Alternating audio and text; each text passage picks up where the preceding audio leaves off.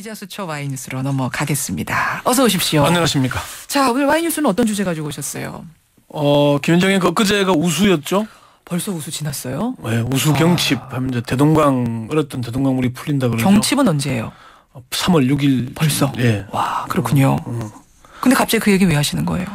이렇게 얼어붙은 겨울이 이제 녹고 있지 않습니까? 예. 그런데 여전히 검찰은 아직도 얼어붙어 있는 것 같아서 그 얘기를 물어봤습니다. 검찰이 얼어붙었다? 유서 대필 사건 그리고 불임 사건 지난주에 무죄에 나섰지 않습니까? 예. 검찰이 사과를 하는 대신에 다시 상고 카드를 꺼내들었습니다. 재심에 대해서 상고하겠다. 네. 지난주에 권영철 기자가 왜 유서 대필 사건이나 불임 사건에 대해 검찰은 쏘리라고 말하지 않느냐 이 주제로 한번 하셨는데 네. 쏘리라고 말하기는커녕 상고를 택한 거군요. 그렇습니다. 왜 상고를 택했는가 이 부분. 예. 뭐라고 검찰은 얘기하나요? 검찰이 일단 밝힌 상고 이유가 표면적인 이유가 있을 것이고요. 예. 좀 속사정이 있습니다. 그렇겠죠. 일단 표면적으로는 불임 사건에 대해서는 피고인에 적용된 국가보안법 위반과 반공법 위반에 대해서 대법원의 판단을 받아보기 위한 거다. 다른 관계자들이 재심을 청구했을 때는 그 부분에 대해서 재심 사유가 안 된다고 판결을 했었는데 이번에는 무죄로 판결했으니까 대법원 판결까지 받아보겠다 이런 얘기고요. 예. 또 검찰 수사 단계에서의 자백 진술 조서의 임의성을 인정을 안 했는데 그것도 대법원 판단을 받아보겠다 이런 취지입니다. 아하. 유서 대필 사건에 대해서는 오히려 간단한 설명인데 법원에서 김기설 씨의 필적으로 인정한 전대협 노트를 인정할 수 없다. 인정할 수 없다. 이 얘기는 무슨 얘기냐면은 판결이 확정되고 나서 20년이 지난 뒤에 제출된 전대협 노트의 글씨를 김기설 씨 것이라고 인정한 부분의 판단은 도저히 인정할 수 없는 것이다. 밑도 끝도 없이 20년 뒤에 나왔는데 그걸 어떻게 믿으라는 얘기냐. 그런 취지입니다. 그것이 조작됐을 수도 있다. 무슨 이런 가능성을 이제 제기하는 거군요. 오히려 이제 그 김기설 씨 노트라고 얘기한 게 뭐 조작됐다거나 그런 거 아니냐. 이게 검찰의 주장인 겁니다. 그래서 우리는 또 한번 가봐야겠다. 재판으로. 네. 그럼 표면적인 이유는 그러고 실제 이유가 따로 있다는 말씀이세요? 제가 분석을 해보니까 세 가지 정도로 크게 분석을 할 수 있는데요. 예. 첫 번째는 강기훈 씨 유서 대필 사건이나 불임 사건이 아직도 현재 진행이기 때문입니다. 그게 무슨 말씀이십니까? 유서 대필 사건 특히나 유서 대필 사건 검사들은 공교롭게도 박근혜 대통령 주변에 몰려 있습니다. 현재도 살아있는 권력이라는 얘기죠. 김기춘 씨 과거에 법무장관이었는데 지금은 대통령 비서실장. 기춘대원군이라고 불릴 정도로 권세를 누리고 있죠. 당시에 정구영 검찰총장. 지난 대선에서 다른 법조인 244명과 함께 박근혜 당시 새누리당 후보를 지지한다고 공개적으로 선언을 했고요. 예. 당시 부장검사였던 강신욱 전 대법관. 2007년 박근혜 캠프의 법률지원 특보단장을 지냈습니다. 예. 주임검사였던 신상규 변호사. 지난해부터 대검찰청 사건평정위원회 위원장을 맡고 있는데 이 사건평정위원회가 무죄 판결을 받은 중요 사건에서 검사의 과오를 편결하는 겁니다. 그럼 강균인 사건 무죄 받았으면은 자신의 잘못을 자신이 편결하는 그렇게 되네요. 그런 일이 일어나게 그냥 되죠. 받아들이기가 어렵겠군요. 네. 그러니까. 또 당시 수사검사였던 곽상도 변호사.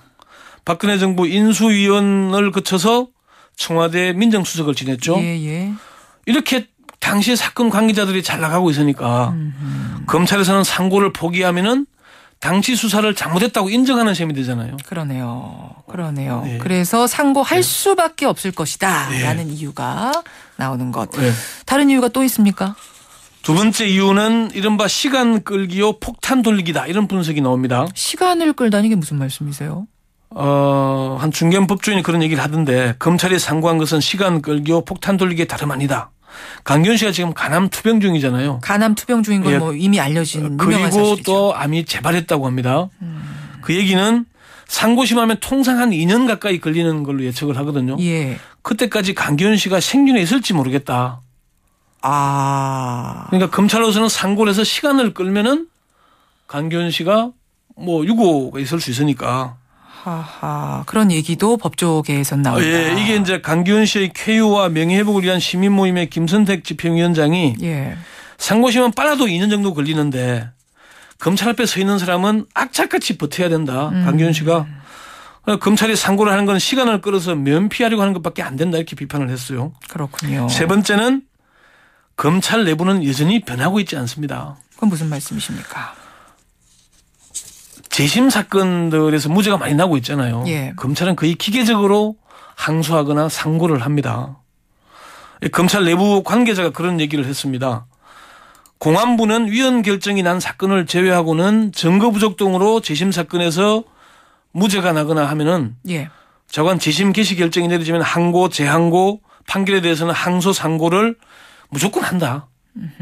그런 얘기를 했습니다. 이 얘기는 이제 참 시간상 제가 촉박하긴 한데 지난해에 서울지검 임은정 검사의 무죄 구형 사건 혹시 기억나십니까? 네, 저는 기억합니다. 문을 잠그고 뭐 군에서 논란이 됐던 게 있죠. 예, 예. 이때에 그 사건 관계인과 관련된 나머지 5건은 모두 무죄 확정이 됐습니다. 근데 이 사람은 왜 무죄가 좀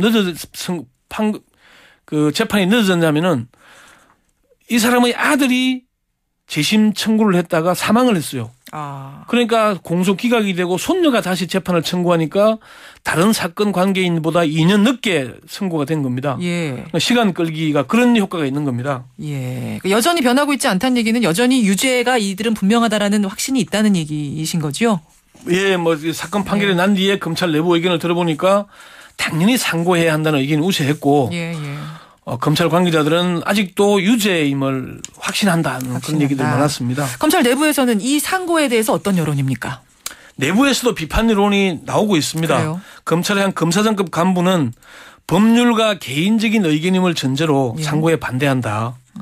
만약이라도 상고하는 중 강기훈 씨가 사망하거나 하면은 재심의 의미가 없어진다. 이런 그렇죠. 얘기를 했고요. 예. 서울 재경지검의 한 검사는 오히려 사과를 해도 모자랄 텐데 다시 상고를 한다는 건 도대체 이해하기 어렵다. 그런 얘기를 했습니다. 당사자인 강기훈 씨도 접촉해 보셨어요? 어젯밤 늦게 통화를 해봤는데요. 예. 별로 관심도 없고 할 말도 없다. 그런 얘기를 했습니다. 지난 13일에 무죄 선고가 난 뒤에 통화했을 때는 검찰은 아마 관례대로 상고를 할 것이다. 검찰의 그 상고가 한 사람을 잡을 수 있다는 생각은 왜 안 하는지 모르겠다. 그런 심경을 밝히기도 했었거든요. 강기훈 씨 변호인은 유감이다. 대법원이 이런 시일 내에 판단해 주길 바란다. 그런 얘기를 했습니다. 그렇군. 만약 뭐 그런 일은 없어야겠습니다만 네. 상고심 진행되는 중에 진짜 강기훈 씨 신변에 뭐 문제가 생긴다면 그건 어떻게 되는 거예요, 재판은? 재판이 재심 사건을 다시 시작해야 됩니다. 본인이 강기훈 씨가 지금 재심을 청구했거든요. 예, 예. 청구인이 유고가 생겼으면은 예. 다른 친권자가 이제 물려받아서 재판을 청구해서 다시 재심을 처음부터 다시 시작하는 상황. 네.